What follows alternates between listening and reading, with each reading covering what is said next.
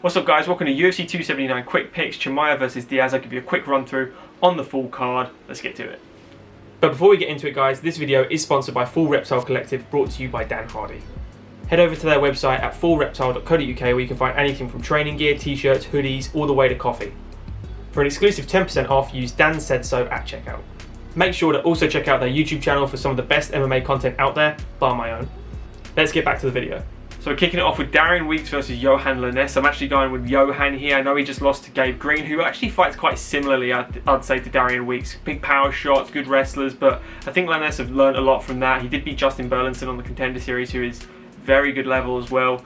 I'm backing Lainesse. We've got Elise Reed taking on Melissa Martinez as well. This is Melissa's this is her debut fight in the UFC.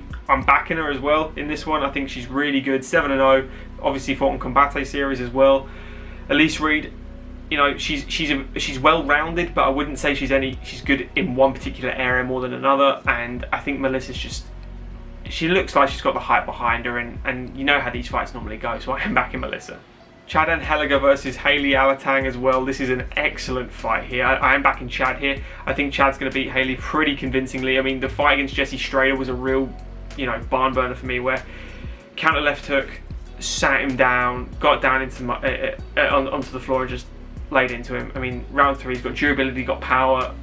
I really like him here. And that Jesse Strader's a good fighter as well. Alatang, he's one of those guys that you don't want to lose to, because, I mean, looking at his record here, like Kevin Kroom, that was a good fight, I guess, for him, but Kevin Kroom came in, like 2 days notice in that fight, out of shape as well, and just one shot punched him. Gustavo Lopez got a draw against, lost to Casey Kenny. Like, he's got some good fights in his record, but I think Chad's he's riding a little wave right now where the win streak, he lost his, 2 fights back in 2014, or 3 fights in a row, and since then he's just won, including on the Contender Series against Gafarov. So I think Chad's the pick here.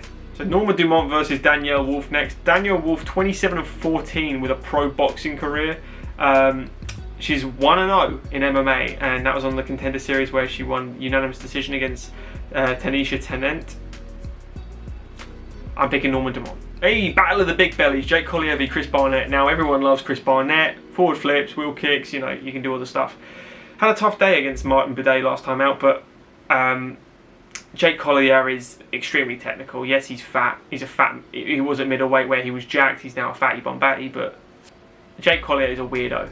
Like, he's proper weird. I mean, to be called the prototype and have a beer keg shoved in you, where you're just lazy to cut weight or work out, it looks like. He's very technical, he's very skilled, but he's beaten nobodies. I mean, Chase Sherman win, everyone's got whenever Chase Sherman's been cut from the UFC like 3 times, so maybe harsh, but Chris Barnett actually has some durability, got some real cardio on him as well, got some very diverse skill set, but I just think, I think the way forward is Jake Collier is going to wrestle him to the ground and get him in the mount and submit him, because Jake Collier has an excellent top game. Jake Collier for me. Then we go to Jamie Pickett, guys, versus Dennis Toulilon. I think I'm saying that name correctly, probably not, but Jamie Pickett coming off a loss against Carl Darkus last time out. Lost to Darce Choke with 1 second to go in the first round, a bit harsh. Beat Joseph Holmes and Stropoli. So I like Jamie Pickett. I thought he was actually going to beat Darkus, annoyingly, but don't let this one fool you. I am picking Jamie Pickett in this one as well. I think Dennis he's all right. He's got some skills about him. The last couple fights, even though he won in the UAE Warriors to get into the UFC, his UFC debut went horribly wrong. And I think Jamie Pickett is very well-rounded. I think he's always comes in shape. He looks great normally. I am picking Pickett. I hope other people do as well. Then up, guys, Jailton Almeida versus Anton Turkalj.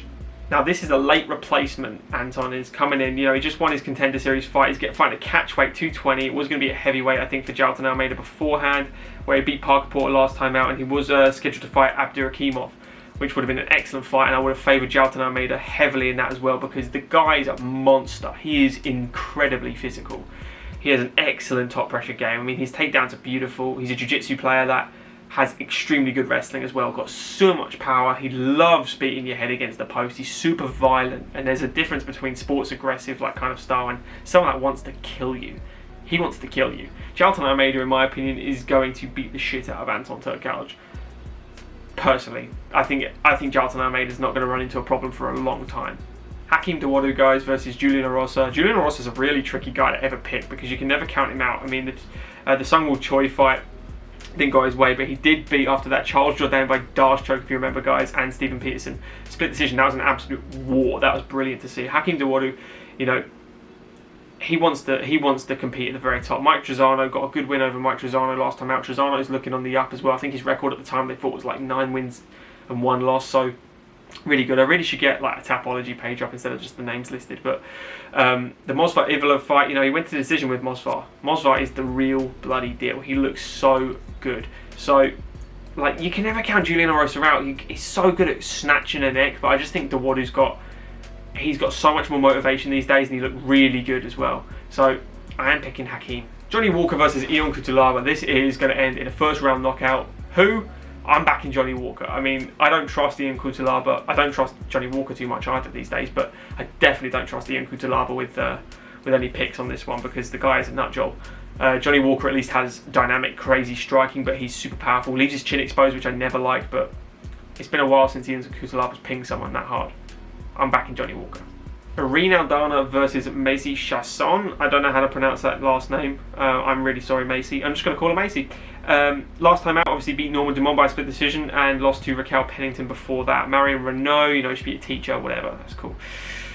Being really harsh now, but it's a nice quick pick. So Yana Kunitskaya was the win, knocked her down, beat the crap out of her. Irene Aldana did really well. She fought some really good fights. Holly Holm, Ketlin Vieira, Raquel Pennington as well, Betchka Hale. Like, she's fought some really who's who in this division, which I really like. She's beaten a lot of them as well. You know, she beat Ketlin Vieira as well, actually knocked her out, which was beautiful. Irene Aldana has one of those records that is extremely deceiving at 13-6, where you go, it's not that good, you know, it's a 2-1 win rate. But don't mess with Irene. I'm backing Irene to do some damage to Macy here. Kevin Holland versus Daniel Rodriguez, D-Rod himself. Extremely technical matchup. I think it's very well matched. I think Kevin Holland can really ping him with the outside shots. I think he's got excellent range. End of the shots are so deadly for him. Stabs you, you know, with that front body kick. Controls space really well. D-Rod, technical striker, super powerful, dynamic as well.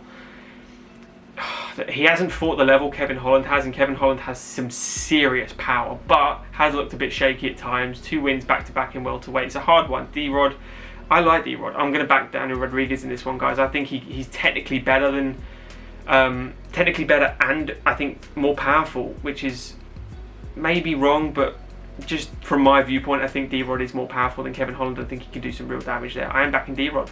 I hate this next fight and the next fight after that. Li Jingliang versus Tony Ferguson, guys. Li Jingliang is way too big, way too powerful, way too strong. Don't know what the fuck Tony Ferguson's doing at welterweight. Because if he wins this, who cares? He beat Li Jingliang, a non-ranked guy. Or ranked 10 to 15, whatever he is. If you lose it, you've lost 5 in a row, Tony. What are you doing? Like, you're not getting older. You looked alright in the first round against Michael Chandler. And then you got pinged. You should be out for a year. Do not fight anymore. You've got knocked out in May. It's only been a few months, and now you're going up a weight class against Li Jingliang, who's knocked out Santiago Ponzinibbio and Salikov. What are you doing? Li Jingliang, all day. And finally, the send-off for Nate Diaz, guys. Nate Diaz is being thrown to the fucking wolf here. Khamzat Chimaev is going to do whatever he wants to Nate Diaz. If you want to, guys, go watch my video on it, because I explain why I think Nate Diaz is a hero and he does not deserve a fight like this. Maybe he does. It's a win-win for him, but you know, he's bigger than ever. But if this is truly his last fight in the UFC, fuck me, man. Like, the guy's a boss. Love him to bits. Khamzat's doing what he wants. Anyone betting against Khamzat is mental, because rounds 4 and 5, yeah, sure, Diaz could do that. He ain't getting there. He ain't getting there. Khamzat Chimaev all day, and twice on Sunday. Thanks, guys, for UFC Quick Picks. If you have enjoyed this, guys, subscribe to the channel. If you are new, leave your quick picks down below. Like the video if you have enjoyed it, guys. See you in the next one. Enjoy the fights, guys. Cheers.